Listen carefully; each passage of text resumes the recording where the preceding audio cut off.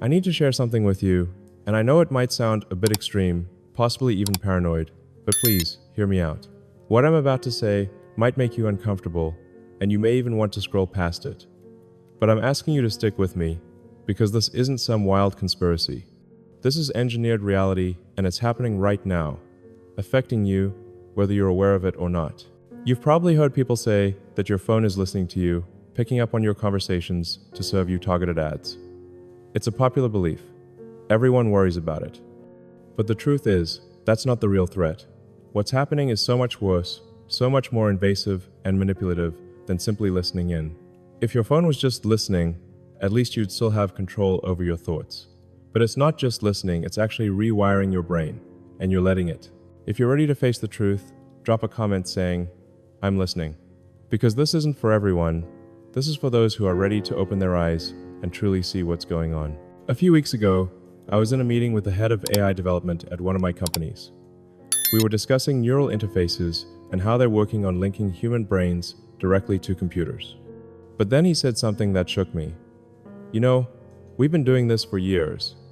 Every smartphone is already a primitive neural interface. We just got people to hold them in their hands instead of implanting them in their heads. I laughed at first. I thought he was joking, but he wasn't. He pulled up brain scans, behavioral studies, and psychological research that Silicon Valley has been working on for over a decade.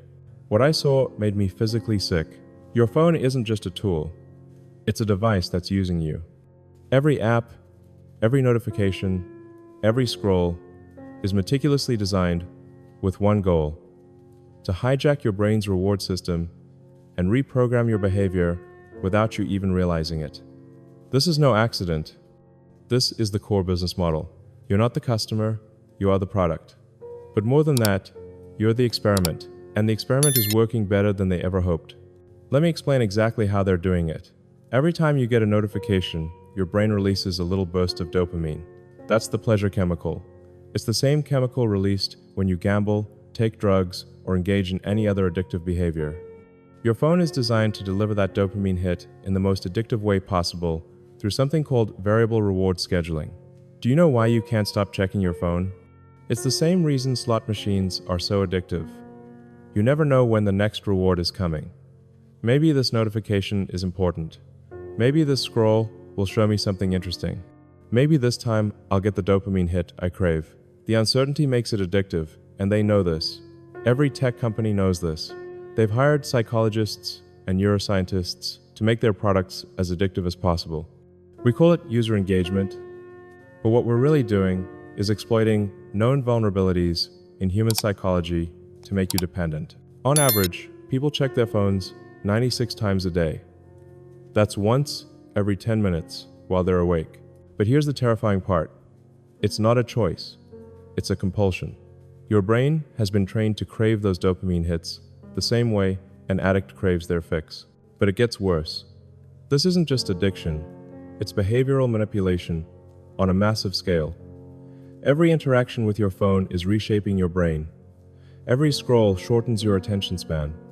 Every notification trains you to be reactive instead of proactive. And those algorithmically curated feeds, they're teaching you what to think, what to desire, what to believe. You think you're making choices, but you're not.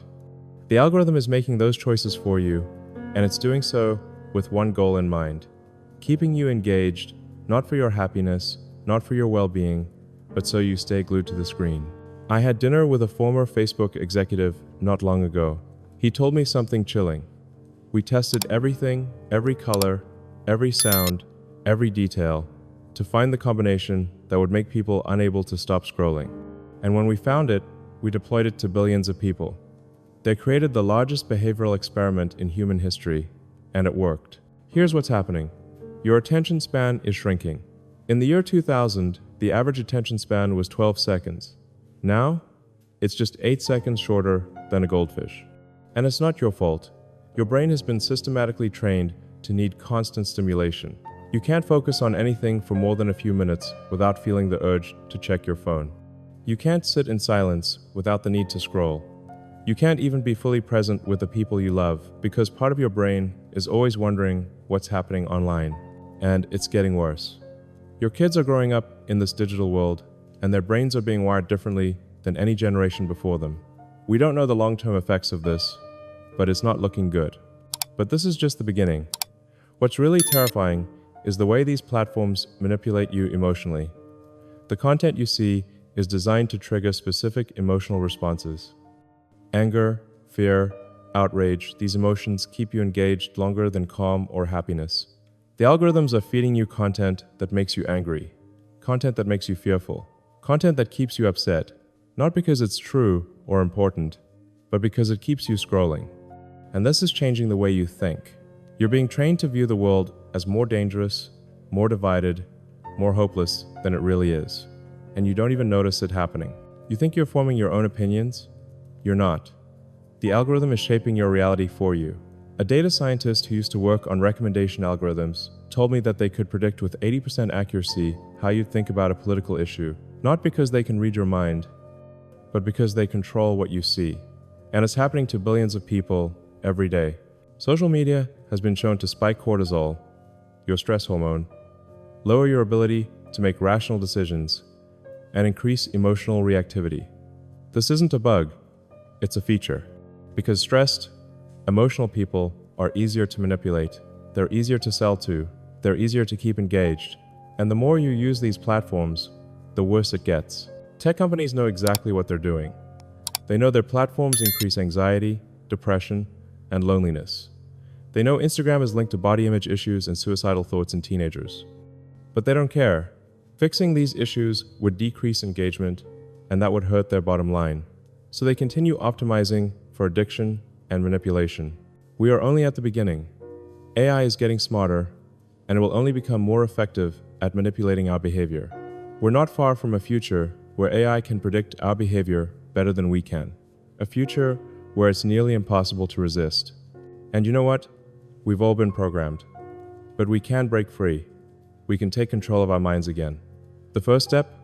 Start with small changes. Turn off notifications. Create phone-free zones. Recognize the urges to check your phone and resist them.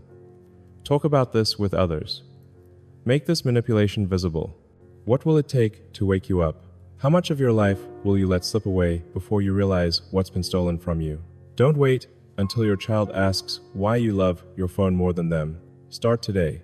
Take back your attention. Take back your mind. This is your chance to reclaim your freedom. The choice is yours.